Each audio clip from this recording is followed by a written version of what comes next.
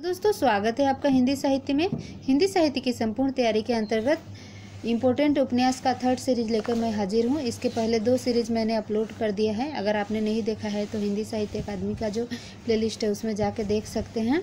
इस सीरीज में मैंने उन्हीं उपन्यासों को लिया है जो बार बार परीक्षाओं में पूछे गए हैं और आने वाली परीक्षाओं की दृष्टि से बहुत ज़्यादा महत्वपूर्ण है। प्रश्न रिपीट होते हैं दोस्तों, तो आइए देखते हैं। धर्मवीर भारती, ये धर्मवीर भारती है और दलित लेखक एक है डॉक्टर धर्मवीर। उनके साथ आप कंफ्यूज ना हो इसलिए मैंने यहाँ पे बता दिया। ये वही धर्मवीर भारती है जिन्होंने लिखा है ठेले पर हिमालय 1958 ईस्वी में। और मैंने ट्रिक के साथ याद कराया है कि ये कैसे वीर बन गए, क्योंकि उन्होंने ठेले पर हिमालय को उठा लिया था। और कितनी बार उठाया था दोस्तों? 58 बार, इसलिए 1958 में ठेले पर हिमालय इनका निबंध है।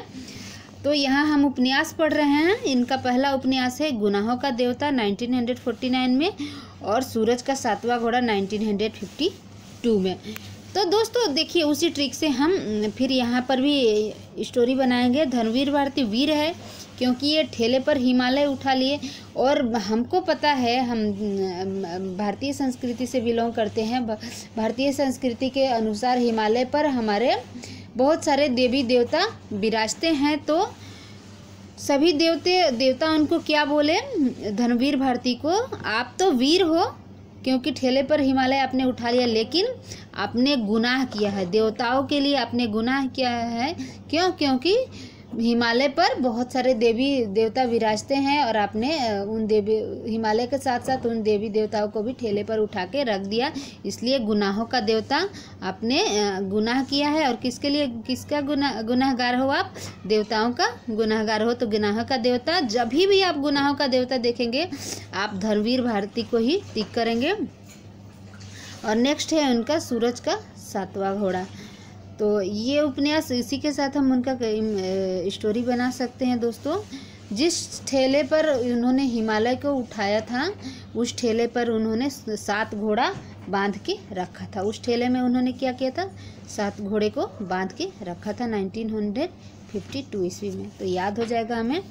श्रीलाल शुक्ल, इनका सूनी घाटी का सूरज 1957 में, राग दरबारी 1968 में, पहला पड़ाव 1987 में, बहुत ज़्यादा इम्पोर्टेंट है दोस्तों। और विश्रामपुर का संत 1998 में इम्पोर्टेंट है। इनका लास्ट उपन्यास विश्रामपुर का संत 1998 में और प्रथम उपन्यास सूनी घाटी का सूरज 1957 में है। इसको याद रखें ताकि क्रम में लगाने के लिए आए तो हमारा प्रश्न गलत ना हो। पहला वाला उपन्यास हम लगाएंगे सूनी घाटी का सूरज और लास्ट वाला विश्रामपुर का संत 1998 में और राग दरबारी 1968 में। तो याद हो जाएगा हमें। भैरव प्रसाद गुप्त का है मैया का चौरा, सती मैया का चौरा 1959 में। अमृतलाल का एक ही उपन्यास महत्वपूर्ण है दोस्तों, नागफनी का देश 1953। तो अमृत राय क्या राय देते हैं दोस्तों? वो हमेशा राय देते रहते हैं। क्या राय देते रहते हैं? उनका नाम अमृत राय क्यों पड़ गया? क्योंकि वो हमेशा हर बात में राय देते रहते हैं। और जो हमारा प्रिय देश भारत देश है उसको क्या बताते हैं? उसके लिए उनका क्या राय है कि ये जो भारत देश है, प्रिय भारत देश है, वह नागफनी का देश है। उनके राय में, उनके नज़र में भारत हमारा नागफनी का देश है। नेक्स्ट देखिए दोस्तों, बहुत इंपॉर्टेंट है भीष्म साहनी। इनके सारे उपन्यास बहुत महत्वपूर्ण है, सारे उपन्यासों को देखना पड़ेगा। इनका प्रथम उपन्यास है झरोखे। क्रम में लगाने के लिए आ सकता है तो प्रथम उपन्यास है झरोखे 1967। उनका झरोखे बोलते हैं दोस्तों खिड़की को, खिड़की है। और कड़िया 1970, तमस 1973। तमस के लिए इनको साहित्य अकादमी पुरस्कार मिल चुका है 1975 का। बसंती ये भी पूछा जाता है 1980 में। मैया दास की माड़ी 1988 में। कुंतो 1993। नीलू नीलिमा नीलोफर 2000 की। और जय हिंद की सेना 2010 जय हिंद की सेना में इनका आखिरी उपन्यास है। और प्रथम उपन्यास है झरोखे वाला। झरोखे का अर्थ होता है खिड़की।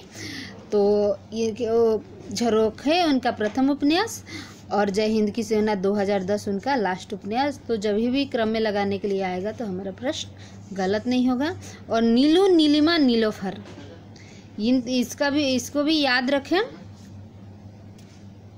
तो नेक्स्ट देखते हैं दोस्तों, अमरकांत का एक इम्पोर्टेंट उपन्यास है सूखा पत्ता 1959।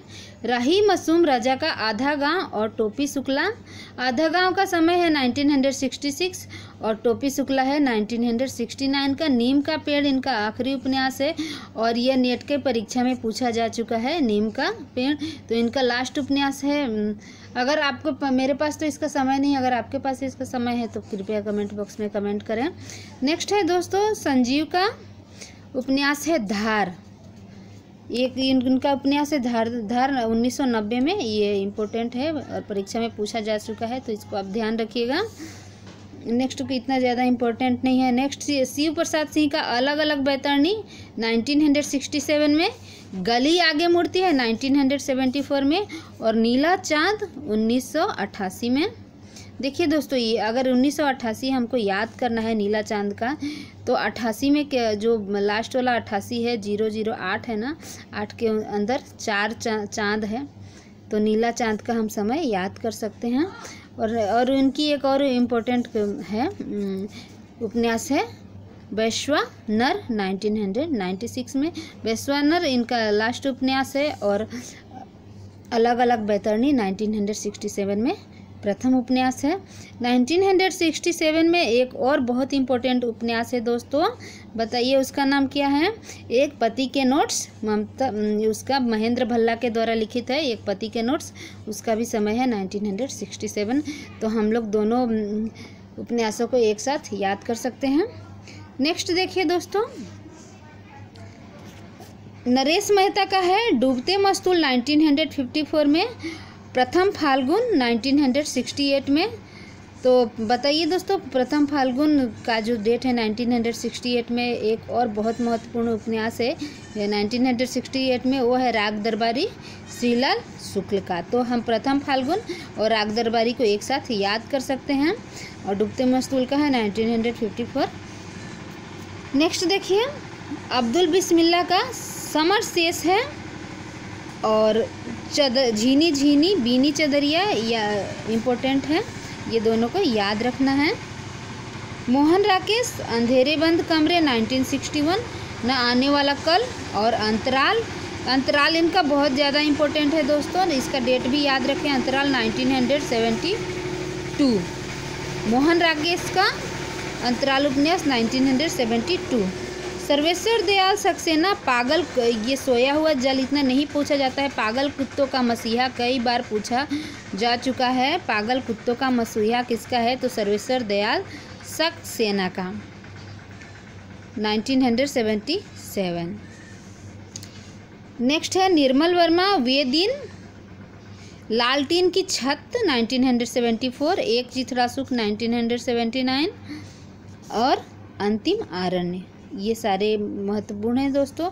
तो जब भी मैं निर्मल वर्मा को बताती हूँ तो बताती हूँ, एक राम कुमार वर्मा है, एक निर्मल वर्मा है।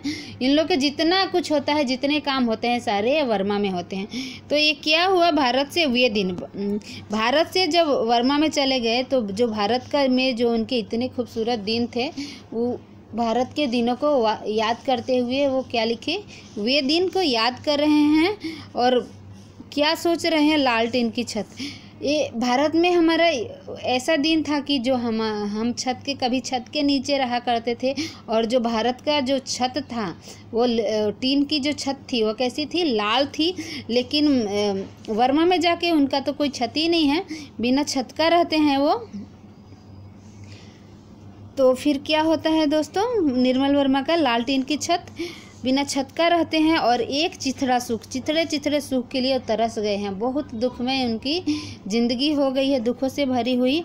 और रात का रिपोर्टर, उनको ऐसा काम दिया कि रात का रिपोर्टर बना दिया। रात रात तक जंगलों में, अरण्यों में वो इधर से उधर करते रहते हैं। अंतिम अरण्य तक उनको रात का रिपोर्टर बना दिया गया। रात रात भर वो काम करते हैं और एक चिथड़ा सुख के लिए तरस जाते हैं। अंतिम अरण्य 2000 ईस्वी वो काम करते रहते हैं। नेक्स्ट है दोस्तों राजकमल चौधरी की नदी बहती है, मछली मरी हुई, कई बार पूछा जा चुका है। तो देखिए दोस्तों, कमल, कमल कहाँ खिलता है? पानी में। तो नदी में क्या होता है? पानी है, तो हम याद कर लेंगे नदी बहती है, कमल, हम एक दूसरे के साथ कनेक्शन। और नदी में ही क्या रहती है? मछली रहती है, और कोई कोई मछलियाँ मरी हुई भी रहती हैं। तो कमल चौधरी, नदी बहती है और मछली मरी हुई, हमारा याद हो जाएगा। कितनी मछली मरी थी दोस्तों? 66। तो 1966 याद हो जाएगा। नेक्स्ट है कमलेश्वर, इनकी कहानी है दोस्तों एक सड़क 57 गलियाँ, ये इम्पोर्टेंट है। और कितने पाकिस्तान? 2000, ये इम्पोर्टेंट है। आशा है दोस्तों मेरा प्रयास आपको अच्छा लगा होगा। मेरी वीडियो को आप ज़रूर लाइक करें और अपने दोस्तों के साथ शेयर करें, और ऐसी ही वीडियो पाने के लिए हमारे चैनल को सब्सक्राइब करें। कमेंट करके बता सकते हैं मेरा प्रयास कैसा लग रहा है। थैंक यू दोस्तों।